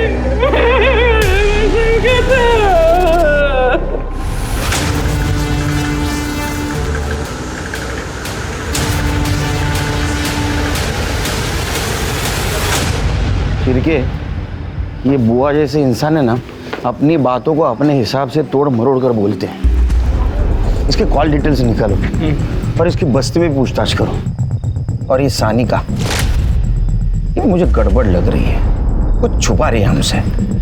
सर वैसे मैंने सानिका और मेघा इन दोनों के कॉल रिकॉर्ड और लोकेशन रिकॉर्ड मंगवाए हैं, जल्दी आ जाएंगे सर। शिरके, हमें मेघा का बुआ के घर से निकलने के बाद का मोमेंट ट्रेस करना होगा। एक काम करो, बुआ के घर से मेघा के घर तक का और बुआ के घर से क्राइम सीन तक अगर कोई सीसीटीवी फुटेज मिलता है तो कलेक्ट करो। इस केस में हमें किसी भी हालत में ब्रेक थ्रू चाहिए। मैडम सविता का हस्बैंड जिंदा था ना, तभी दोनों फैमिली में रिलेशन अच्छे थे। सविता के पति के मर जाने के बाद अश्विनी ने दोनों परिवार को संभाल के रखा है। लेकिन 3 महीने पहले सविता ने बहुत बड़ा तमाशा खड़ा किया था। मैं देखो ओमकार बोल रही हूँ, अगर मेरा पति जिंदा होता ना तो तेरे दरवाजे पे थूकने भी नहीं आती मैं। बुआ तुझे अगर इतनी अकड़ है तो तू आती क्यों है? ये सब बातें ना अपने बाप को पूछ। ये जो तुम लोग की साड़ियाँ गहने कहाँ से आता रे? किसके बदौलत आता? हमारे बदौलत। अगर मेरे पति ने तेरे बाप को वहाँ पे नौकरी नहीं दी होती ना तो ये सड़ता रहता आज कहीं। हाँ तो काका के मरने के बाद खिला रहे हैं ना मेरे बाबा। मेघा, अरे देवा, काय बोलते हैं मुर्गी, काय बोलते? बोल रही हूँ तुझे खून खराबा हो जाएगा। देख एक काम कर, तू ना वो अपनी वो जड़गा वाली जमीन बेच और मेरा हिस्सा मेरे को वापस कर दे। मैं अपने पैसे से अपने बेटे के लिए कोई धंधा पानी खोल दूंगी, लेकिन तेरी बेटी की बात नहीं सुनेगी। मैं बोल रही हूँ, देखो बात मत कर मेरे साथ। अच्छा, ठीक है सर। मेगा फाल की पोस्टमार्टम रिपोर्ट। पोस्टमार्टम के हिसाब से उसका मर्डर 10 से 12 के बीच हुआ है और हमें पुलिस स्टेशन में कॉल आई थी 1:10 पे। राइट सर, मतलब मेघा बुआ के घर से निकली और उसका मर्डर हो गया। ठीक है, जब मेघा का मर्डर हुआ वो खाली पेट थी, लेकिन उसके बुआ ने तो बताया था वो घर से नाश्ता करके निकली है। हाँ तो नहीं खाया होगा ना साहब, मैं क्या करूँ त्यात्मा। देखिए जब मेघा घर पे आई तो मैंने सोनालिका को बोल दिया कि उसे नाश्ता दे। मैं अपनी पूजा करने के लिए अंदर चली गई, फिर उसके बाद उसने नाश्ता किया नहीं किया मुझे क्या पता। और वैसे भी साहब ना ये लड़कियों को ना आजकल का ये घर का गाउठी खाना पसंद नहीं आता। इनको वो क्या बोलते वो पिज्जा बर्गर पास्ता वास्ता ये सब पसंद आता है, इसलिए शायद उसने नहीं खाया होगा। तो मैं क्या करूँ? हो गया। हाँ, हमें पता चला है कि 1 महीना पहले तुम्हारा और ओमकार का झगड़ा हुआ था और उस वक्त मेघा ने तुम्हें खरी खोटी सुनाई थी। क्या ऐसा तो नहीं इसका बदला तुमने लिया? क्या बोल रहे साहब आप? किसके घर में झगड़े नहीं होते? किसके घर में झगड़ा नहीं होता? आपके घर में नहीं होता झगड़ा? अब झगड़ा हुआ इसका मतलब ये तो नहीं कि आप। और जब झगड़ा चलते रहता ना साहब तो हमें होश नहीं रहता कि हम क्या बोल रहे। जो मन में आया जो मुंह में आया हम बोल देते बस। वही बोल रहा हूं मैं, झगड़े में आदमी को होश नहीं रहता है ना। 100 बात की एक बात आपको बोल रही हूँ साहब, मेघा मेरा खून थी। उसका खून करना तो बहुत दूर की बात है, मैं उसके बारे में बुरा भी नहीं सोच सकती, समझे आप? जाऊं मैं आता?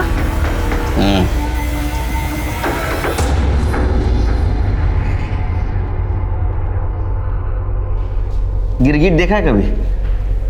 कैसे रंग बदलता है वैसे रंग बदलती है औरत। इसके घर के आसपास के सीसीटीवी फुटेज का क्या हुआ? सर इसके घर के आसपास कोई सीसीटीवी कैमरा नहीं है, कोई फुटेज ही नहीं मिले। और एक टीम को काम पे लगा दो। इसके घर के रास्ते पे जितने भी रोड कनेक्टेड है ना, वहां अगर सीसीटीवी रहेगा तो उसका फुटेज कलेक्ट करो। ठीक है सर। सर ये रहे मेघा फाल्के के लोकेशन और कॉल रिकॉर्ड। कुछ संदिग्ध मिला? सर इन कॉल रिकॉर्ड्स में एक दीपक दातार नाम के लड़के का नंबर है, जो नंबर अभी बंद है। कौन है दीपक दातार? सर थोड़ा गुंडा टाइप का लड़का है। इवन हमारे थाने में भी इसके खिलाफ 3-4 मारपीट के केसेस दर्ज है। इसका एड्रेस निकाला? जी सर, हम इसके घर भी गए थे, लेकिन इसके घर पर ताला है। इसका मोबाइल सर्वेलेंस पे डाल दो और पता करो इसका मेघा के साथ क्या कनेक्शन है। ओके। मैम मेघा मेरी अच्छी दोस्त थी, वो दीपक से शादी करना चाहती थी, लेकिन मेघा के आई बाबा दीपक के नाम से भी चिढ़ते थे और वो उनकी शादी के खिलाफ थे।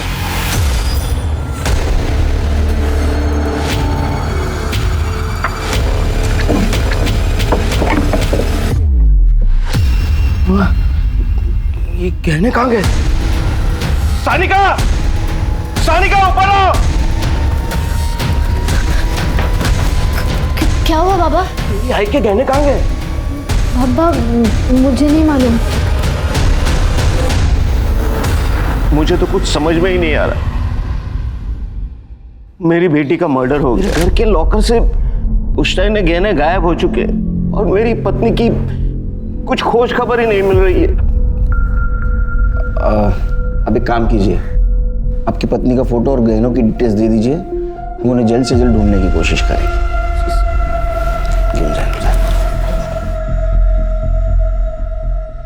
सर पहले मर्डर, अब चोरी और गुमशुदगी। सर इस केस में तो कोई लंबी साजिश नजर आ रही है। साजिश तो है श्री, मगर ये साजिश कौन कर रहा है ये हमें ढूंढना है। मेघा का मर्डर हो चुका है, दीपक गायब है, हो सकता है ऑनर किलिंग का मामला हो, या तो ओमकार ने दीपक और मेघा का मर्डर किया हो, या सिर्फ मेघा का मर्डर किया हो और इसमें उसकी पत्नी अश्विनी भी शामिल है और इसीलिए उसने अश्विनी को पंढरपुर भेज दिया। क्या यह भी हो सकता है कि मेघा के मर्डर में और चोरी में दीपक का हाथ है?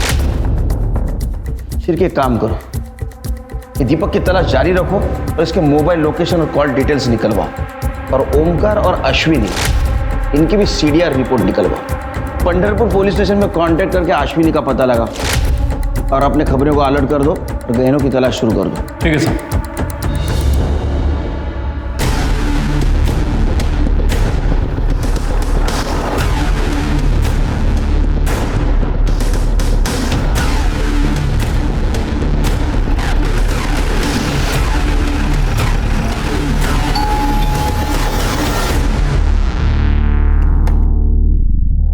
सुबोध आप ही हैं? हाँ।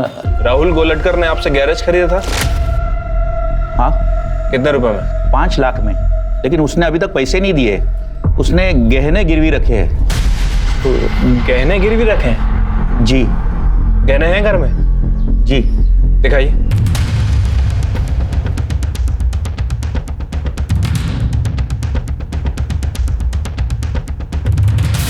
ये तो मेरे माँ के गहने साहब, गिरवी रखने के लिए दिए थे। क्यों, क्या हुआ साहब? अभी पता चल जाएगा। अरे सर क्या हुआ साहब? ये तो अश्विनी के गहने हैं। हाँ सर, ये मेरी आई के गहने हैं।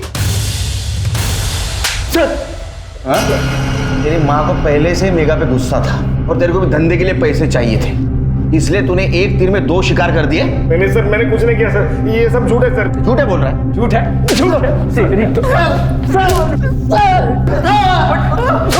खड़े रहे। क्या ऐसा तो नहीं कि मेघा को पता चला तो तूने गहने चुराए और तेरे को भी डर था पकड़े जाने का, इसलिए तूने मेघा को मार दिया? ये सच है कि मैंने गहने चुराए हैं, लेकिन मैंने खून नहीं किया। मैं उस दिन 18 तारीख को तकरीबन 12 बजे के आसपास घर पे गया था।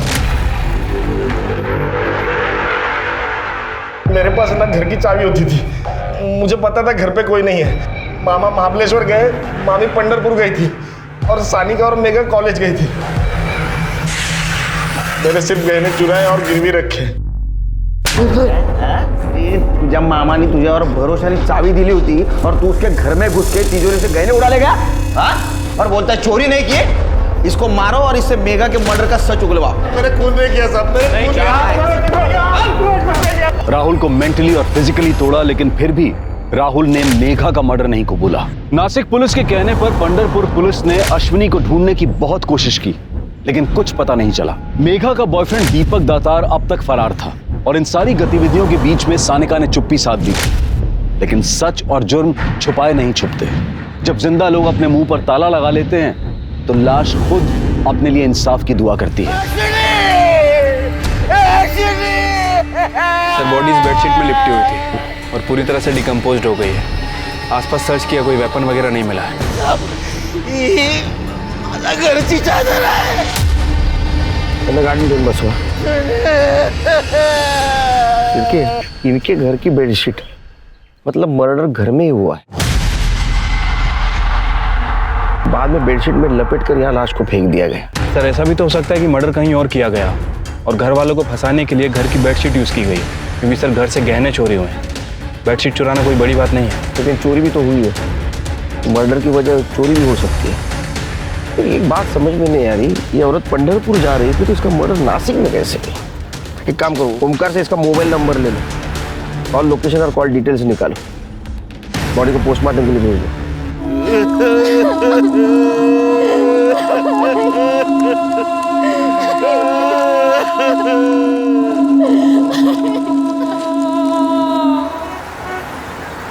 सर, अश्विनी फाल्के की पीएम रिपोर्ट। सर, रिपोर्ट के हिसाब से उसकी मौत 18 अक्टूबर को हुई है।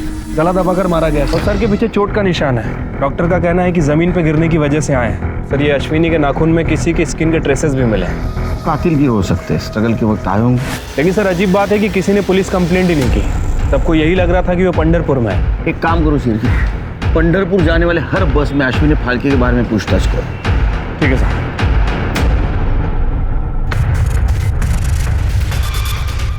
हाँ मैडम, ये काकी तो 18 तारीख को पंढरपुर जाने के लिए मेरी ही गाड़ी में बैठी थी। अरे बस थामा। क्या लगा कि घर से फोन आया है, इमरजेंसी है, उतरना पड़ेगा। हेलो जी सर, अश्विनी पंढरपुर जाने के लिए बस में जरूर बैठी थी, लेकिन 5 मिनट बाद वो रास्ते में उतर गई। अश्विनी फाल्के के कॉल रिकॉर्ड और लोकेशन रिकॉर्ड। सर, रिकॉर्ड के हिसाब से उसकी आखिरी बार बात 12:45 पर सानिका से हुई थी। लास्ट लोकेशन क्या है? सर, लोकेशन के हिसाब से 12:55 पर उसका फोन घर पर ही था और उसके बाद 1:05 पर उसका फोन स्विच ऑफ हो गया। उस वक्त उसके घर के आसपास किसके किसके नंबर एक्टिव थे? सर, एक मिनट। सानिका, बुआ का लड़का राहुल और मेघा। इसके अलावा और कुछ सस्पिशियस? हाँ सर, 2 लोग हैं, दीपक और सानिका। सर, दीपक के कॉल रिकॉर्ड के हिसाब से जिस टाइम मर्डर हुआ दीपक का फोन स्विच ऑफ था और सानिका के फोन रिकॉर्ड में किसी सिद्धेश लाटकर का नंबर मिला है। और सर, ये दीपक और सानिका आपस में बहुत बातें किया करते थे फोन पर। ये सानिका का सिद्धेश लाटकर और दीपक के साथ क्या कनेक्शन था, जरा पता करवाओ। ठीक है सर। शिरके, इस केस से जुड़े कुछ सवाल हैं जिसका जवाब हमें ढूंढना होगा। अश्विनी का मर्डर 18 तारीख को हुआ और उसी दिन उसके गहने भी चोरी हो गए। तो सवाल नंबर 1, क्या उसका खून घर पे हुआ? तो किसने किया और क्यों किया?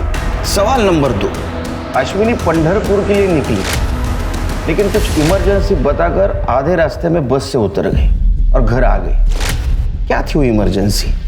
सवाल नंबर 3, अगर उसके मर्डर में मेघा का हाथ है तो मेघा का मर्डर किसने और क्यों किया?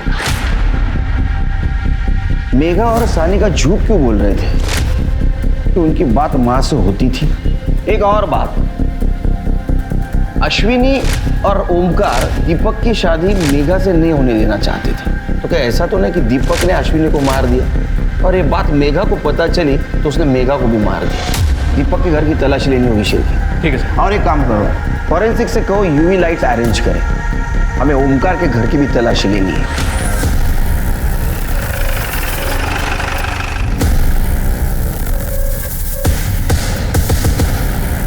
दिख रहा है कुछ? साहब, घर से बात भी आ रही थी और ये बात मैंने मेघा को ही बोली थी। आपके घर से बहुत बात आ रही है। बात? नहीं। इनके अलावा और किसी को बदबू आई? हाँ, हमें भी आ रही थी। अच्छा, उस वक्त घर में और कौन कौन था? उस वक्त मैंने मेघा और सानिका को देखा था। सर ये देखिए।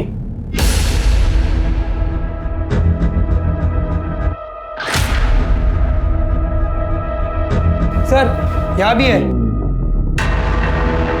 यहाँ पे है सर। ठीक है। शिरके, ये ब्लड ट्रेसेस अश्विनी फाल्के के ब्लड से मैच करके देखो। मुझे यकीन है ये ब्लड अश्विनी फाल्के का ही है।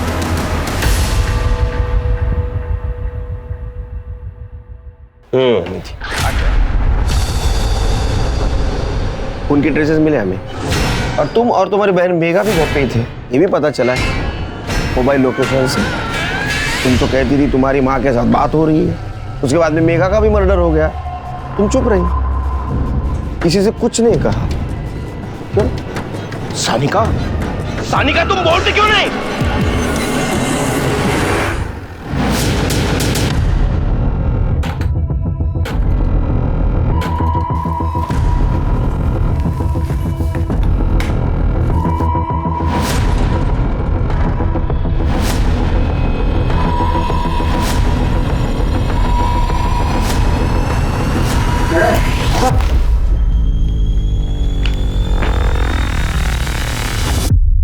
ये रही तुम्हारी अबॉर्शन की रिपोर्ट, दीपक के घर से मिली। दीपक के साथ लंबी लंबी बातें करती थी, ये मालूम होने के बावजूद भी कि वो तुम्हारी बहन मेघा का बॉयफ्रेंड है, तुम उसके साथ रिलेशनशिप में थी, और ये बात तुम्हारी माँ अश्विनी को पता चली, इसलिए तुमने तुम्हारी माँ को मार दिया। मेघा को समझाया बुझाया, वो मानी नहीं तो उसको भी मार दिया। नहीं सर, मैंने किसी को नहीं मारा सर। झूठ बोलना तो तुम्हारी आदत है। सर मैं सच बोल रही हूँ, मैं दीपक भाऊ के साथ रिलेशनशिप में नहीं थी। वो मैं तो क्या? मैं मेरे बॉयफ्रेंड सिद्धेश से प्रेग्नेंट हो गई थी, इसलिए दीपक भाऊ के पास गई थी हेल्प के लिए, क्योंकि उन्होंने भी ताई का अबॉर्शन करवाया था। अब ये भी सच बता दो कि तुम्हारी माँ को किसने और कैसे मारा, बताओ।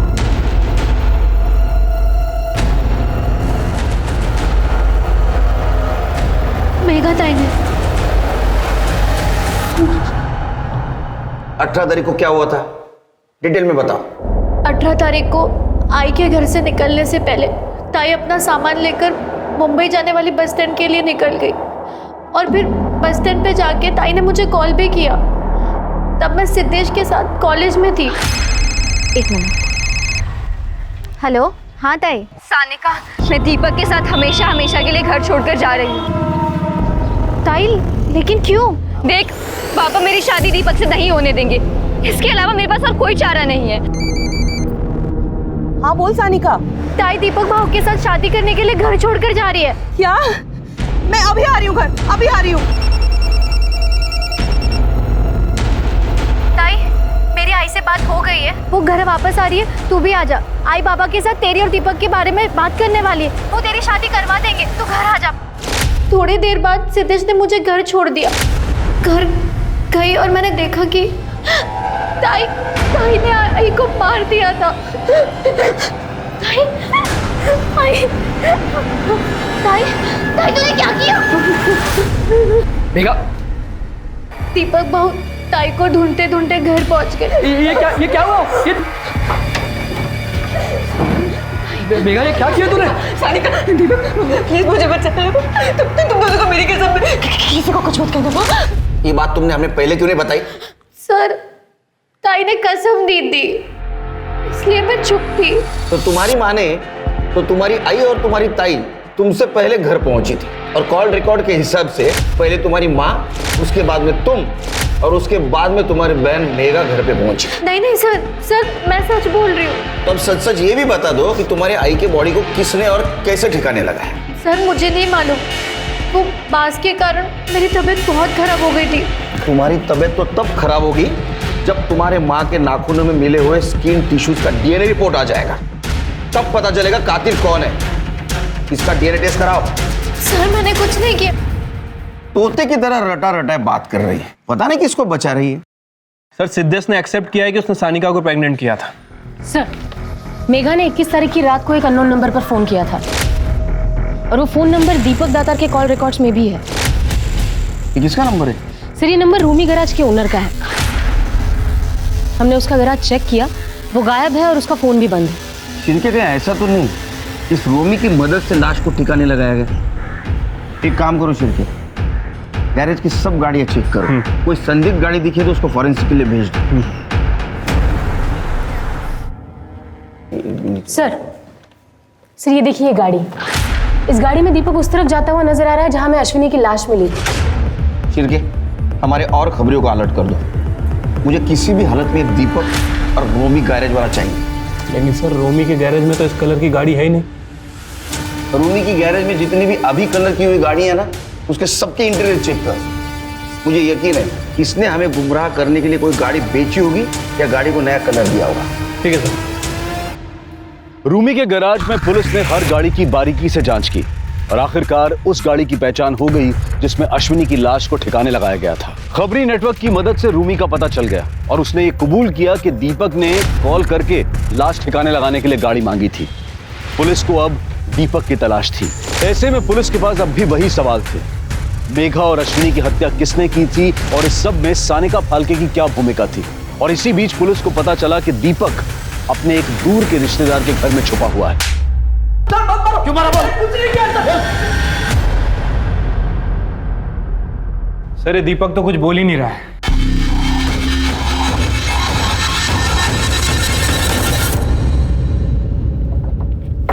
राहुल का है? राहुल का है? बोला उसे इधर। सर अभी तो यहाँ नहीं है, वो एक हफ्ते के लिए बाहर गया है। फोन लगा उसे, मुझे उससे बात करनी है। मेरी गाड़ी सर्विसिंग के लिए लेके गया था, बोला क्लीन करके आता हूँ और बगैर धोए मुझे दे दी। क्या हुआ साहब? मेरे गाड़ी में खून लगा है। लगा? सर ये देखिए।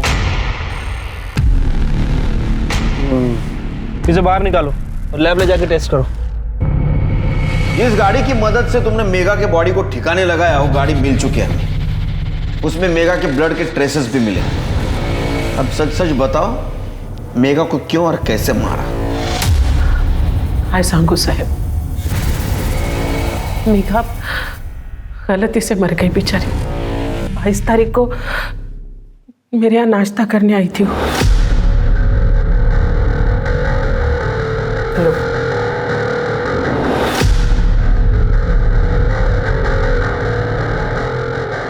ये कहाँ से लिया तुमने? अरे ये तो यही लेके आए थे 3 दिन पहले। राहुल ने दिया ये? हाँ। राहुल अरे क्या हुआ? ये कहाँ से लिया तूने ये? आप वो जो पोटली लेके आए थे ना गहनों की, उसमें से लिया मैंने। मेरी आई ने तुझे बेटे जैसा समझा और तूने उन्हीं के गहने चुराए, उनका खून भी कर दिया और अब मुझे यहाँ ये नाश्ते के लिए बुलाया। मामी मर गई? मैं अभी पुलिस के पास आ रही, तेरी कंप्लेन कर। मेरी बात सुनो मेघा। उसके बाद हमने उस कार को भी छुपा दी। गलती तो हो गई। ओमकार और अश्विनी को मैं जितना जान पाया हूं, तुम्हारे परिवार से बहुत प्रेम करते थे। तुमने बेवजह गहनों की चोरी की और तुमने बेवजह मेघा को मार दिया। देख बाबा, क्यों मार रहा है इसको? उसको गुड न्यूज देनी है। सानिका ने सब कुछ सच सच बता दिया। सर ये हो गई है वो। मैंने अश्विनी करके को मारा, उसने मारा है सर। मैं तो सिर्फ गहने चोरी करने के लिए गया था। लेकिन सर जब मुझे गहने नहीं मिले तो मैं नीचे चला गया और देखा तो अश्विनी काकी की लाश पड़ी हुई थी और सानिका उसके बाजू में बैठी थी। उसके बाद मेघा गए। सर आज अगर मेघा जिंदा होती ना, आपको सब कुछ सच सच बता देती, यकीन मानिए सर। हमने सानिका को बचाने की कोशिश की, ये सोचकर कि बेचारे से गलती हो गई है, लेकिन वो तो मुझे ही फंसा रही है सर। कौन किसको फंसा रहा है जल्दी साफ हो जाएगा। अश्विनी के नाखूनों में कातिल के स्किन के ट्रेसेस मिले, उसका डीएनए हो जाएगा, रिपोर्ट आ जाएगा और तेरा डीएनए रिपोर्ट भी आ जाएगा। इसको डीएनए टेस्ट के लिए भेजो। आज मैं आपको सब सच बताती हूँ। उस दिन जब मैं कॉलेज से घर लौटी,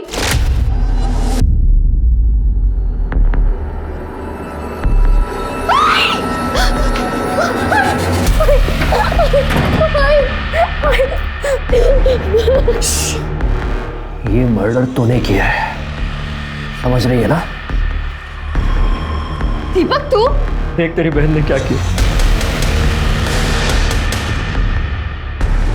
3 दिन आई की बॉडी के साथ घर पे रहे। मैं दीपक को भाई समझती थी, लेकिन वो जानवर है, जानवर। और उसने हर रात मेरा रेप किया, ताई को पता तक नहीं चला। ये सब तुमने क्यों सहा? सर 1 साल से वो मुझे ब्लैकमेल कर रहा था।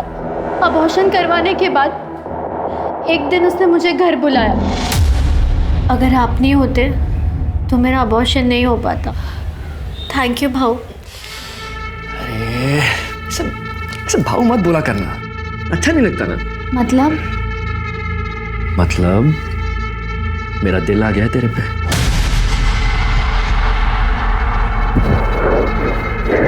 ये क्या कर रहे हो? ताई हमसे इतना प्यार करती है, आपसे शादी करना चाहती है, और आप मेरे साथ ये सब कर रहे हो। मैं ताई से जाके अभी सब कुछ कह दूंगी। अरे तू ताई को बताएगी तू?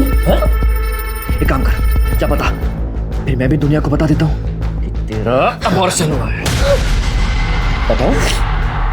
बताओ क्या? नहीं प्लीज नहीं। फिर उसने चुपके से मेरी गंदी वीडियोस बनाई। उसका जब मन करता था वो मुझे घर बुलाता था, मेरे साथ जबरदस्ती करता था। तू चाहती है ना मैं तुझे ऐसे परेशान ना करूं? तो एक काम कर, जा और अपने माँ के गहने लेके आ जा। अरे प्लान पूरा सॉर्टेड है। तेरी बहन के साथ भाग के शादी कर लूंगा और भूल जाऊंगा यार तुझे। अरे नहीं, अरे आदत है मेरी ऐसे भूलना।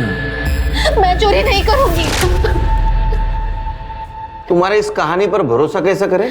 सर मैं अपना रेप और अबॉर्शन को छुपा रही थी, इसलिए मैं अब तक झूठ बोल रही थी सर। लेकिन अभी मैं सच बोल रही हूँ।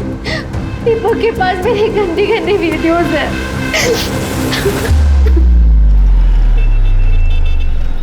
शिरके सर, अश्विनी के नेल्स में मिले स्किन ट्रेसेस की डीएनए रिपोर्ट।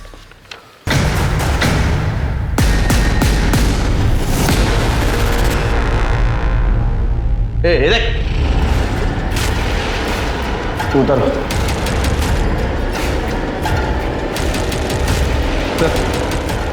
अंदर ये लेटर मिला है। अश्विनी काकी को मैंने मारा है। जब मैं उनके घर गहने चोरी करने के लिए गया तो मुझे गहने नहीं मिले, इसलिए मैं गुस्से में नीचे की ओर चला गया और देखा तो अश्विनी काकी मेरे सामने खड़ी थी। दीपक तू? तेरे गहने का है क्या? तू यहाँ क्या कर रहा है? बता, तेरे गहने का है? पूरा घर ढूंढा, कबर्ड ढूंढा, कहीं पे भी नहीं है। क्या? गहने तो ऊपर ही रहते कबर्ड में। नहीं है। मतलब तू नहीं चुराए हैं? तूने ही मेरे गहने चुराए। मैं अभी पुलिस को फोन करती हूँ। तूने चुराए, मैं अभी पुलिस को फोन करती हूँ। पुलिस को क्या फोन करेगी तू? पता तेरे गहने का है? मुझे नहीं पता, तू नहीं चुराए होंगे मेरे गहने। देख, सानिका आई और उसके बाद मेघा, उन दोनों में सानिका बहुत कमजोर थी और इसलिए मैं उसे फंसाता रहा। मैं जिंदगी में बहुत लोगों का गुनहगार हूँ, इसलिए मैं खुद की मौत मरना चाहता हूँ, क्योंकि कानून मुझे हर एक मर्डर की सजा नहीं दे सकता। बॉडी को पोस्टमार्टम के लिए भेज दो और इसके केस की डायरी आज के तारीख में बंद कर दो। ठीक है सर। सर वो सानिका, उसका क्या करना है सर? उसकी जिंदगी बर्बाद हो जाएगी, वो समझा के छोड़ दो। एक हंसते खेलते भरे पूरे परिवार में बेवजह ही 2 जानें चली गईं। अब शायद ही कभी फाल्के परिवार अपनों के इस गम से उबर पाएगा। आज के समय में सतर्कता को अपने जीवन का हिस्सा बनाना बेहद जरूरी है, क्योंकि जुर्म कभी भी और किसी के साथ भी हो सकता है। अब मैं अनूप सोनी आपसे विदा लेता हूं। फिर मुलाकात होगी क्राइम पेट्रोल सतर्क के ब्लैक हेडलाइंस अध्याय में एक और नए केस के साथ। और याद रखें, क्राइम और आपके बीच में सिर्फ इतना फर्क है कि आप कितने सतर्क हैं। सतर्क रहें, सुरक्षित रहें।